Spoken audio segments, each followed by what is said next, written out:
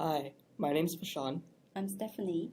and today we're going to be telling you about a cool psychological phenomenon known as prosopagnosia. Picture yourself waking up in the morning. You head to the bathroom and go to wash your face at the sink. But when you look into the mirror, the face looking back at you is not yours. Sounds scary, right? Of course it does. When you look into the mirror, you expect to see yourself, not the face of a stranger. You are now experiencing the psychological phenomenon called prosopagnosia, also known as face blindness. To put it simply, it is the inability to recognize faces, such as the face of someone you love, your coworkers, or even yourself.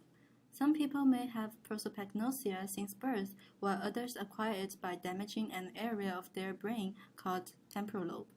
People who have prosopagnosia cannot recognize others by only seeing their faces. They need to use other visual or auditory cues to help them determine others. In an attempt to better understand this phenomenon, we found an interesting study on how prosopagnosia works. Researchers compared people with acquired prosopagnosia and people without prosopagnosia to determine if their ability to correctly identify stimuli is the same or different. The stimuli used were different faces, some of which were inverted or upside down, while the rest were right side up. They found that all participants took more time to recognize inverted faces, and those with prosopagnosia could not tell if the faces were the same or different.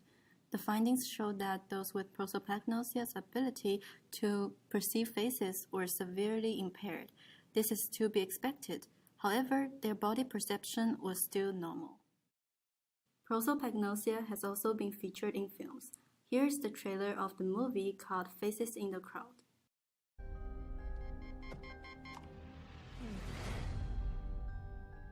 Reservations for 7. Do you want me to come pick you up? No, I think I'll meet you there. Big smile. Get in, I'll drive you home. It's okay. I can walk.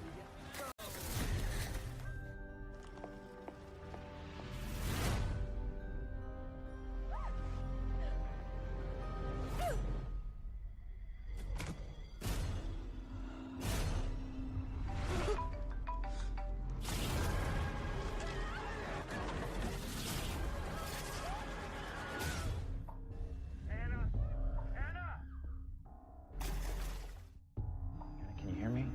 Who are you? It's Bryce. It's not Bryce. Don't you recognize us? What you're experiencing, face blindness. Every time you look at someone's face, it's as if you've never seen them before, even someone your own reflection. It's all we found on the bridge. No bag, no phone.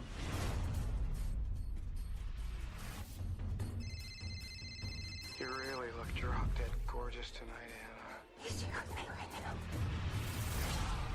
It could be any goddamn one of them.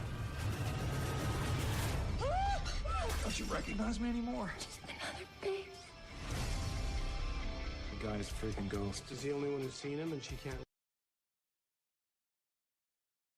recognize anybody? It's just a trick of my screwed up brain! I know your face. I've seen you before. You don't know my face. You don't know anyone's face. Didn't expect to see you here. I don't remember your name. Usually leave a strong impression on women. You know who I am. Let me catch this on, bitch. I can recognize faces in my dreams. He's the only one I don't need to hide from, Anna.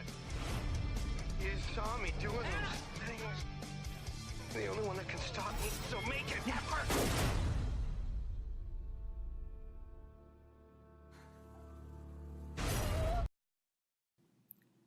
In the movie, the main character Anna has an experience of acquired prosopagnosia, as was shown in the trailer. The movie highlighted certain aspects of prosopagnosia accurately, such as when Anna wakes up in the hospital with her friends around her. She could not identify their faces at all, even though she could recognize their voices. Another example that gives us a sense of how a person with prosopagnosia perceives faces is when Anna looks into the mirror and screams in shock as she doesn't recognize her own face. In real life, people with acquired prosopagnosia would react just as emotionally. In order to make it easier for her to recognize other people, Anna uses other cues, such as the style and color of their clothing, their hairstyle, and the sound of their voice. Specifically, when Anna goes to meet her friends, she uses the color of their dresses to correctly identify them. In real life, people who have face blindness also use these kinds of strategies to help them go about their day. The movie also had its inaccuracies. We could probably attribute this to dramatic effect. For example, the only face that Anna could recognize is that of Detective Karst. A psychological therapist in the movie claims that Anna would be able to recognize at least one face in the crowd. However, there is not much research to support the fact that a prosopagnostics would remember one face, especially someone who they don't know well. You would remember that we said earlier in the video that damage to the temporal lobe is what causes prosopagnosia. In the movie, however, when Anna accidentally fell down to the river, she hit the back of her head where the occipital lobe is. The occipital lobe is largely responsible for vision, but she never damaged her temporal lobe. In this case, we cannot clarify which exact region she damaged mainly. We also talked about how people who have face blindness use auditory and visual cues to identify people. There is a scene in the movie which Anna doesn't differentiate her boyfriend with the murderer when the murderer wears her boyfriend's clothes. The murderer and her boyfriend's voice should not be the same, but Anna doesn't notice the difference of their voices. Also, the styles and colors of their hair are not the same, but Anna doesn't know the murderer is now right in front of her. She doesn't use any of auditory or visual cues to help her identify them. In real life, people with face blindness should be able to identify the features of someone they love. Therefore, these examples are shown inaccurately in the movie. To quickly recap, prosopagnosia, or face blindness, is the inability to recognize faces. The two different forms of face blindness are congenital, meaning born with, and acquired, which is caused by damage to the temporal lobe. Prosopagnosics use other visual and auditory cues in order to help them recognize other people. Hopefully you have learned something new today.